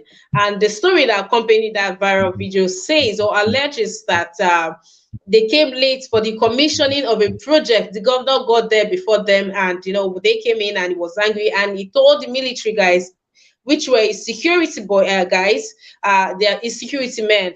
And he asked them to flog those civilians, the civil workers that came late.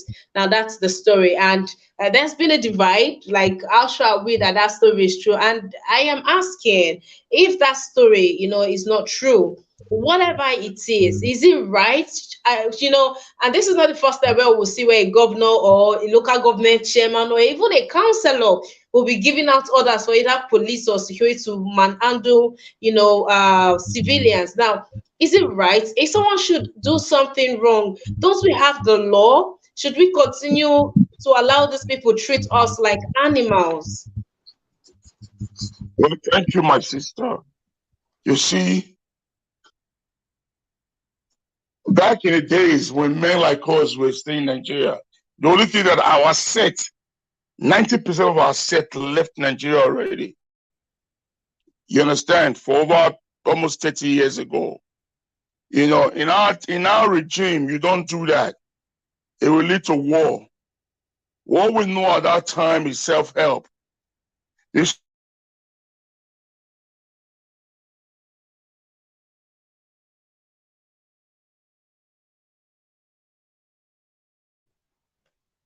Engineer Ken, I think we've lost you. A human being like you. Throw him, he'll pay for the damages. It's very easy. There are civil lawyers, there are civil rights organizations. All they need to do is to put their set together and sue him. And things like this, if they should come together to do that, all governors has their own towns. They have their gangsters that work behind the scene for them. They will go to their house and threaten their families and tell them, if you sue me, if you sue the governor, we're going to kill you. We're going to kill your family. That is what is going on in that country. You know, if those tax, if there's no tax like that, these guys can be sued. They can sue them.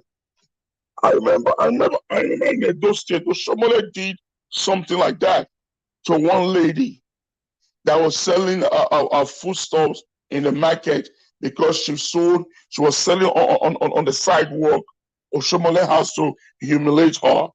So yeah, there are those citizens all over the world. You know, we started calling. We started calling. Even though Somali children that live in the United States, they call us Somali. Oh, they were insulting Somali. Somali has to do the needful. He called the lady back to the government's house, and he apologized and compensated her. You see, this is wrong, but we know our people are stubborn. Our people are very stubborn. Not like what someone was saying, that instead of them to drive on the right path, they'll be using the other way around. You know, if you are going up, someone that is going backward will not take the other lane. You know, so the soldiers or the police will see them and start flogging them. You see, that is okay by me, because you disrespect the rules. You know, I remember way back in the 80s, during the time of Ejiagbon, when Operation Wipe, Operation Sweep came into the country. You know, you dare not put anything on the ground. You know, under 6 months, Nigeria was cleaned up. You know, you see citizens cleaning up their streets, cleaning up their neighborhood because the fear of the army. You know, I want to take us to Singapore. You see, Singapore is the most cleanest country in the world. In Singapore, you cannot smoke in the streets. You can't even chewing gum. If you are walking in the street of Singapore, you'll be chewing gum. It's not done. Or holding your ice cream in your hands. You know, it's not done. When you are caught, they will arrest you. You will not pay penalty for it, or they will flog you. They will flog you. It is mandatory in Singapore. There was one American white guy that they called to Singapore that abused something like that. The South African government now, they have to flog him for about 36 strokes. American government involved in it. But the Singapore Prime Minister still tells the people to go ahead and flog him. That this is Singapore, this is their rules and regulation. You know, our people need an iron hand in the right way. If you kick against the traffic and you are caught, you have to be penalized for it, because you abuse the traffic. Over here in the United States, if you abuse the traffic, you pay for it. The other day, I run a red light. I was caught. You know, I was pulled over. I paid about $250 for the red light. You know, I paid for that. If I don't pay for that, my license will be revoked. You know, so that is a rule. That is a regulation. So we have to Yeah, We are please, talking can I about interfere you on that? Please, can you interfere you on that? You are just saying something that those guys must be flogged, but you are telling me you are based in United States, and now when you disobey the law, did they flog you? No, they charge you and you pay a fine. So that is a civilized way of handling such a matter. But now you are referring back to Nigeria that somebody has to be flogged because he violated a traffic, a particular, The difference, this thing that does not the that is difference not there a is, criminal you know, offense. I believe you stay in the United States too, right? And you know everyone's database, your license number. Just by putting your license plate alone, I have information about you. right? Yes. In Nigeria, that is clearly different. That's why we have people violating the traffic law anytime. And once they scale out through that place, you don't know anything about them again. You see people deliberately, not like they are trying to, okay, it's a mistake, but deliberately, day in, day out, day in, day out. They are mad people. They're mad people. And what do you do to mad people? Just like we have celestial churches where you take them to and flog the madness out of them. You first flog them first. You flog them first. I'm not trying to say that's the best approach. We could try to get a database, but you flog the madness first. Then you now say, "Oh, you are not okay, right? You have violated traffic law. Let's take you to court." Because you're mad. You must be mad. Okay. Yeah, let me interrupt you there. There is no law in Nigeria. There's no law in Nigeria that said that when somebody violates a particular law that you must flog. Ima. Yes, Edinake, please go on. Please let's allow time. You know, and I'm going to use their time too. These guys use my time. You know? Edinake, please finish your submission. You have the floor, please. Thank you, my dear. As I was saying, was it yesterday or day before yesterday in Benin, in Ubo? You know, there was a crazy Mercedes, a C-Class, maybe around about 08, 010 C-Class. This guy was running speed, a high speed, and he hit a young lady, and that girl died instantly. And the same young man, he has about 2 people with him. The driver ran away, and his friends were caught, and the car was burned down to ashes. So if there was a rules and regulation, a traffic control, that young girl might still be alive. That girl's destiny was caught up. Maybe that girl was created to be the savior of our family. Maybe that girl can be the next scientist, you know, tomorrow to save the nation. A young girl like that, her life was caught out because of bad government, because of corruption, because of poor government status that we have in that country. You see, everything should fall back to the government. You know, if government do the needful, the citizen will obey the rules and regulation. You know, the other day I had an opportunity to watch one of our African brother from Ghana called the African Anointing Village Boy, you know, Watamaya. You know, it was in Namibia. My friends, when I watched Namibia, I called my wife. I said, "Baby, listen, come and watch this with me. I'm thinking of settling in Namibia." There's no difference between Namibia and LA. Beautiful. Beautiful. There's no difference between Namibia and Beverly Hills. Beautiful. Well set up. Even in the rural area, the roads are nylon tied. In the villages, in the desert, the roads are tied. Beautiful. Everything is up to date. You know, when Watamaya got to Namibia, he rented a car. He rented a car and he drove the car by himself. Can you do that in Nigeria? Even you as a Nigerian citizen, you cannot rent a private car and drive by yourself without the company driver because the trust is not there. Because the trust is not there. A foreigner came to a country. That same moment from the airport, he rented a car and he drove that car in that same country. That will tell you that country is safe, secure. Every institution is working. So you cannot steal that car. You cannot do anything with that car. But we can't get that kind of thing in our country because of corruption, because of bad governance, because of bad leaders.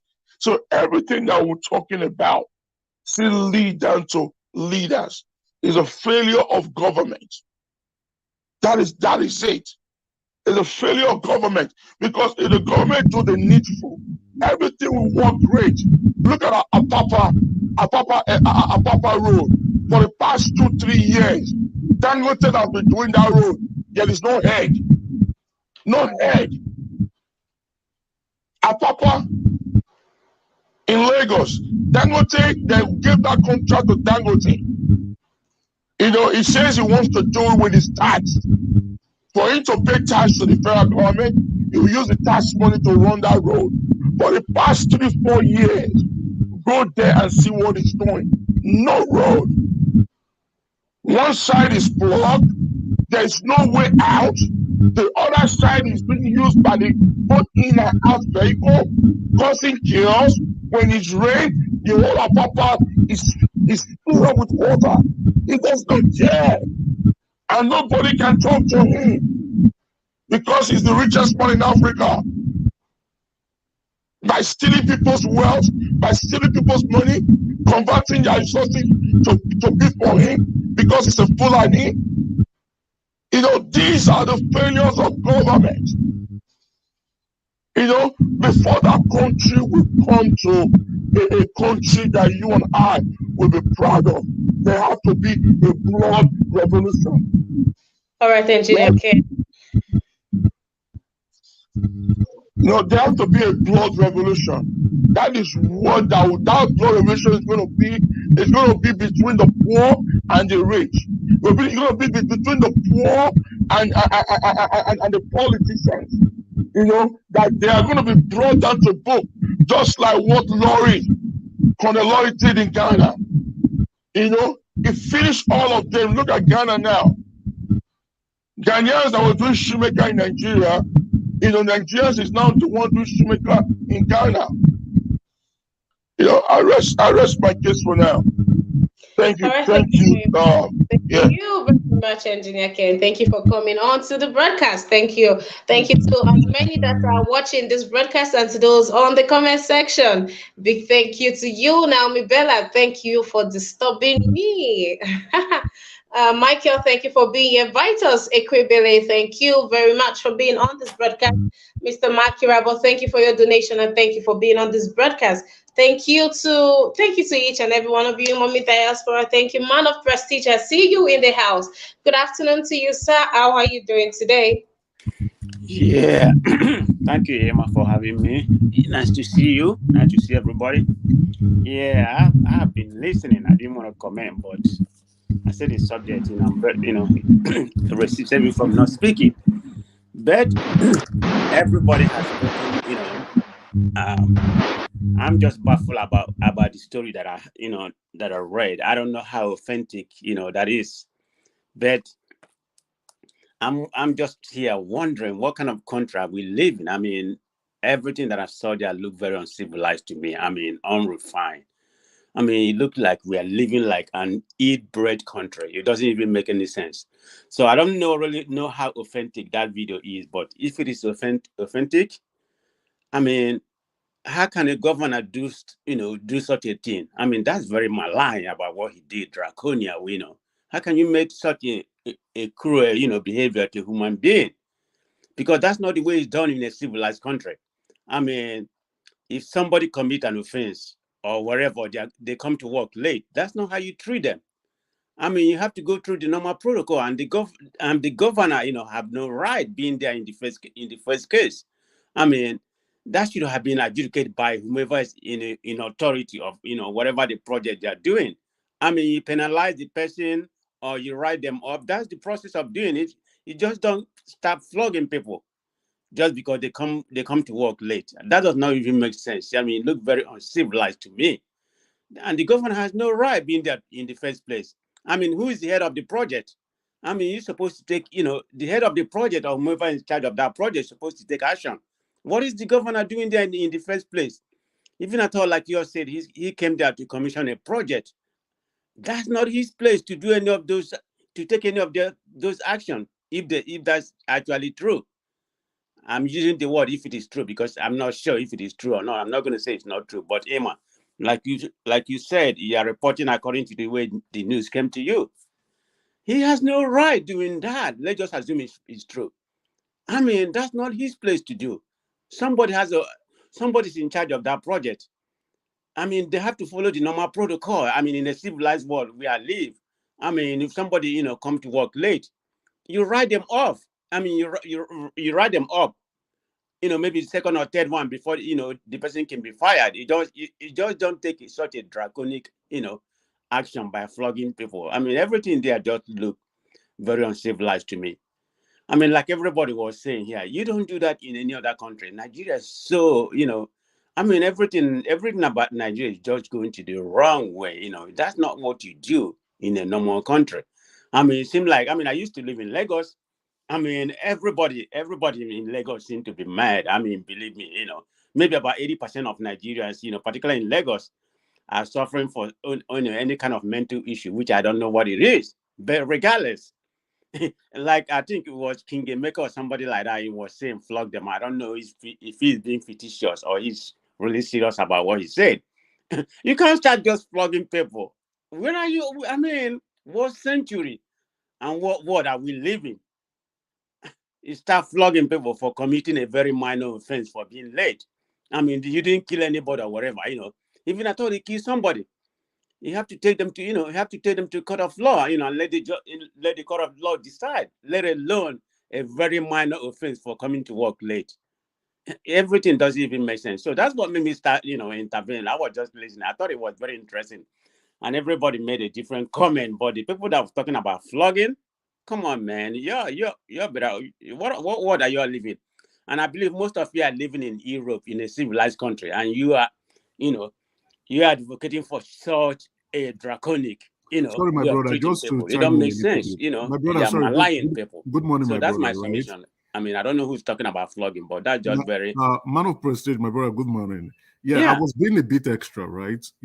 But you yourself you've agreed that Nigeria is not like a normal place. You've agreed that 80% of those in Lagos, right, apparently they might have some form of psychosis Correct. in them. You understand? So, I think was it when 2013 or what date was that? I saw a downfall bus ran a woman down the road, right? And ran off. Okay.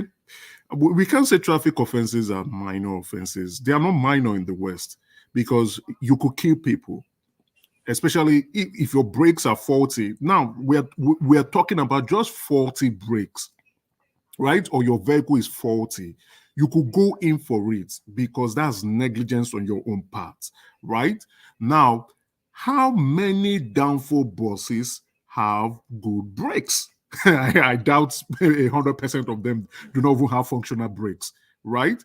Then you see these people driving potential vehicles that can kill people. They're driving instruments that can kill people. They're mad. They're clearly mad. When you know your vehicle is not fit for the road, but you still use this vehicle to ply the roads where other people are going through, driving, you're a mad person. Not only that, you see people struggling for roads to the point they are bashing their vehicles, causing damage to their vehicles, and they just don't give the damn. They're mad. Those are mad people. That's a symptom of madness.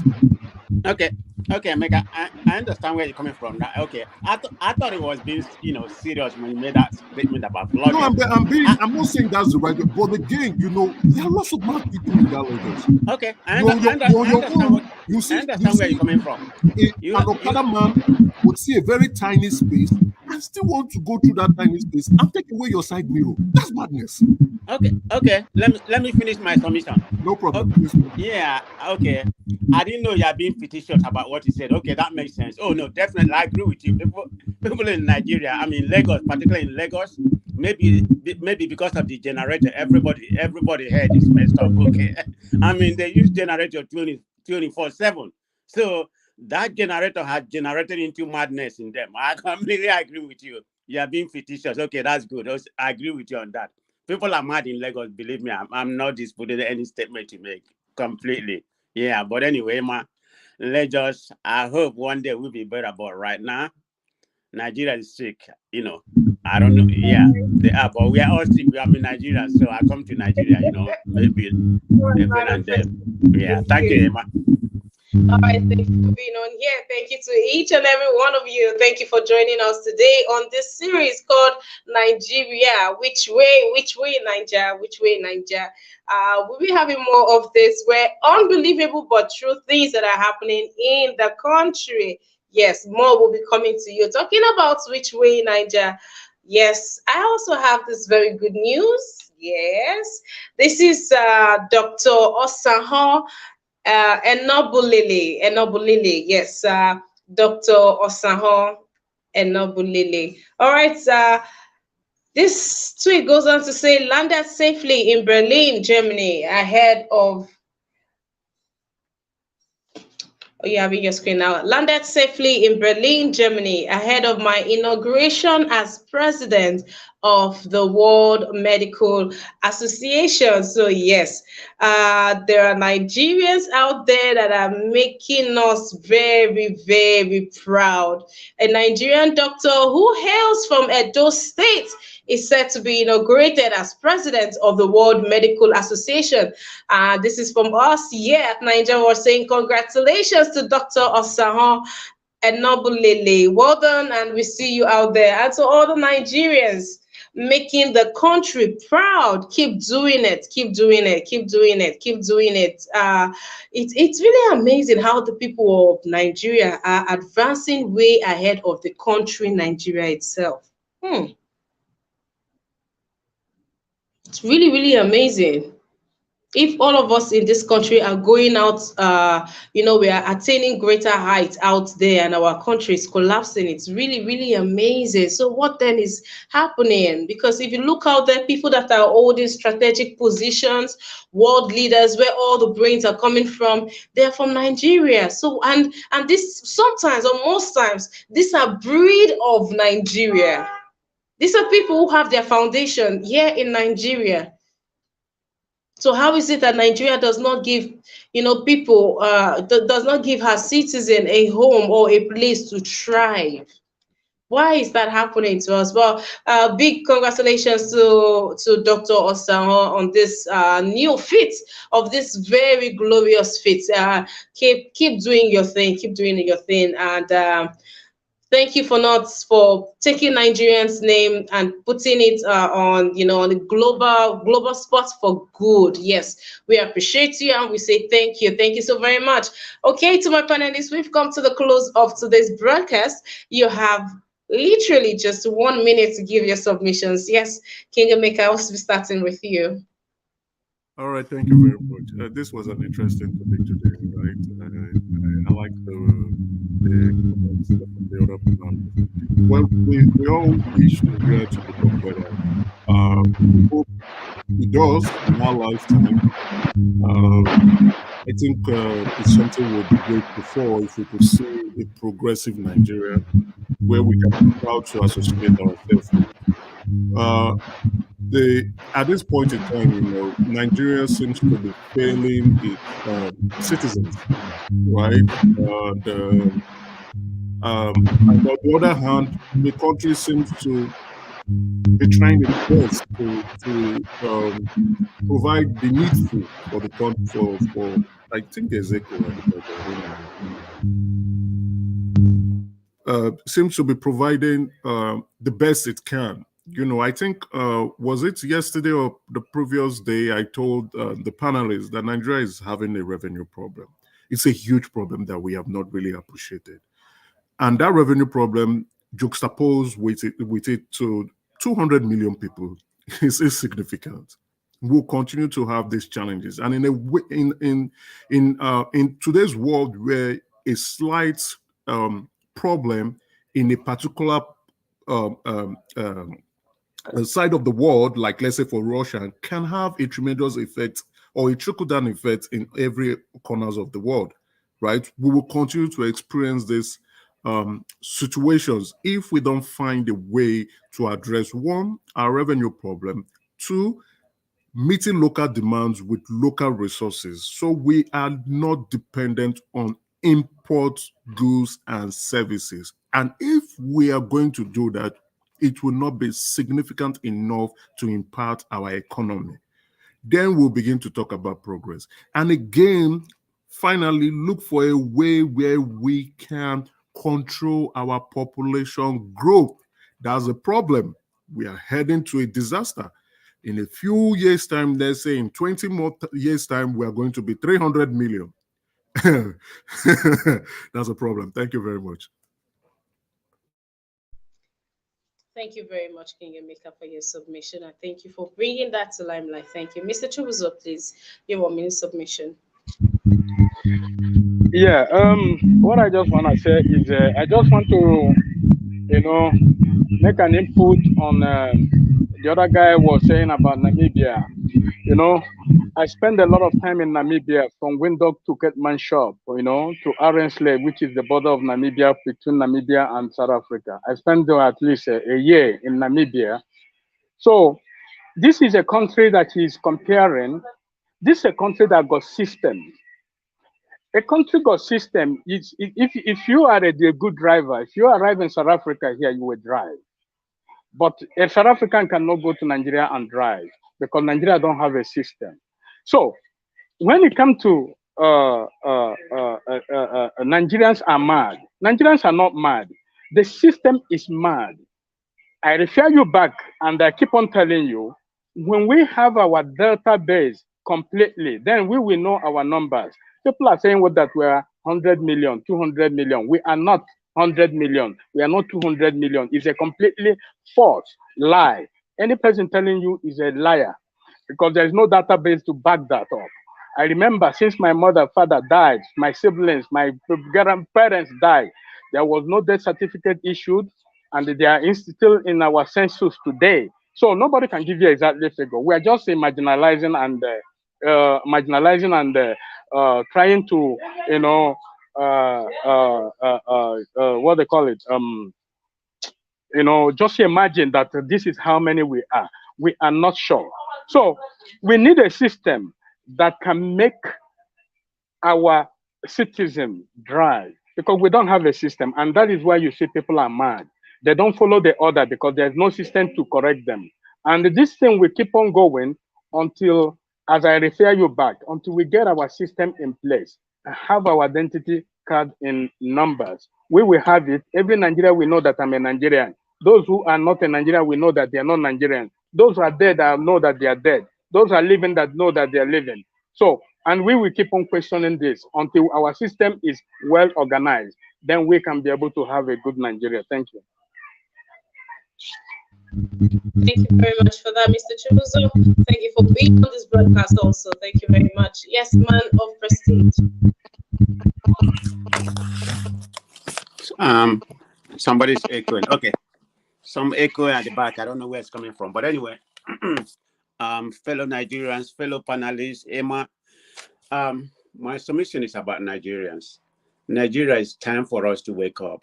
I mean, we are way behind from other African countries. I mean, in Africa, and we're supposed to be the leading country in Africa, but we are way behind. I mean, everything, nothing is going right in Nigeria. And we are the most educated, well-informed people, in the Black planet. I mean, there's no doubt about it. I mean, I live in the state here. I know what kind of brilliant, people we have from all background, from all category of, technology, engineer, medicine. I mean, we have it all. But look at where our country is. We are way behind. Where is this? I mean, where did this come from? I mean, what made us to be what we are right now? It has to be bad governance. I mean, that system has to be changed. I'm hoping, we can elect a good governor, a good president, that would align himself or herself, with the right people. That's all we need. I mean, any good person can govern that country, but it has to take everything about that country has to be changed, not just the president or not just the person in charge. It has to be the people. People need to be educated, We are so messed up, I don't know where to begin from. I mean, it's just everybody contributed to the fall of that country. So I'm praying that will begin to, unwind, we follow the right path and become what we're supposed to be. Thank you, everybody. God bless you all. Amen. Thank you very much, man of prestige, and thank you to each and every one of you that has held it down with us on this broadcast. Thank you so very much. I appreciate each and every one of you, especially my amazing panelists. Thank you so very much. Yes, Engineer Ken, you get to have the last say for today. Oh, thank you. I'm so pleased. Thank you very much. Uh, it is true what my other co-panelist says that Nigeria has no rightful censor. The population of Nigeria is so much. I believe it's 3 to 4 times what they are saying. So we need a rightful government that can get everything right. All we need is this: a patriotic person, someone that have Nigeria at heart, someone that is ready to work for Nigeria, not Nigeria to work for you. Abraham Lincoln says, he said, what will make America great? It is what you would do for America, not what America would do for you. That is why they build the institution of this country that makes everyone that comes in here contribute their own quarter to the American growth today. We celebrated an Edo man, a Benin guy, a Nigerian guy, who's a doctor the other day. Do you know that in one of the states in Nigeria, I think that in America, that it was in Texas or I think it was in Texas. A Nigerian guy, a Nigerian doctor, took out an unborn baby. I think the womb was about 5 months or 6 months. He took that child out. He treated the mother of cancer and replant back that womb. First in history.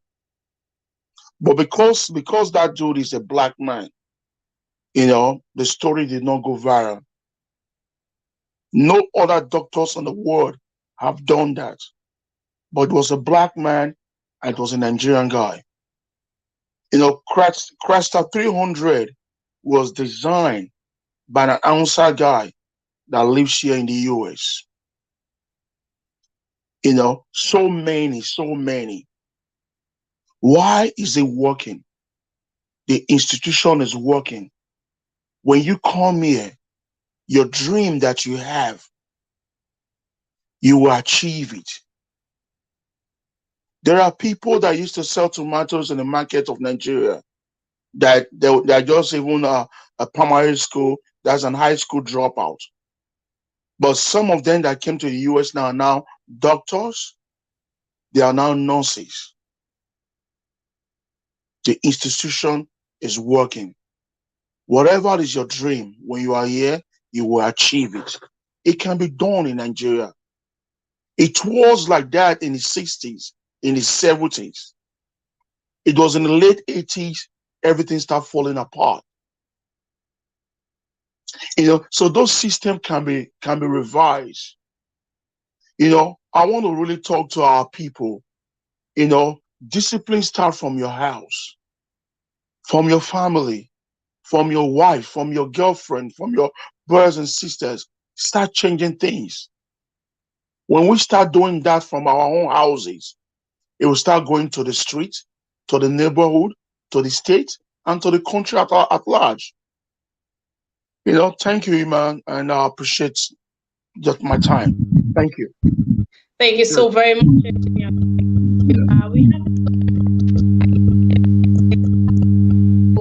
Dr. Olutoye. He is now the chief medical doctor in Ohio. All right, thank you very much. I see Nigerians doing big things. We have in the medical world, yes, moving the medical world, but back home our medical system is collapsing. That can only be one thing. The government is not putting things in place for these people to work. Yes, I just wish that they get to see all of these potentials that is leaving the country, that they need to see the bigger picture here. Indeed we have it all at home. I just hope that we are ready to vote right this time around and be blessed with these people. Yes, Be blessed with these people. We have all of these people here. Why are they still going out there for medical treatment, for medical checkups? Why are they still going out there when they can make home? I mean, the people are there. What is left is just the structure. The structure is very easy to set up. It is the people that we should be bothered about. We can actually have a working country where we don't need people of other colors or race, to come and be the professionals on here. I don't know if you get what I'm saying. You can have a specialist hospital and the hospital is not filled with white men or white women. You could actually have blacks there doing their thing because we have it. We have it. So if they can just, do well to put all of these things together. You make us say we are broke as a country. All right, King Emeka, I'm giving you 2 minutes to give us the update. Yeah, sorry, I think your mic is on. That's why there's an echo.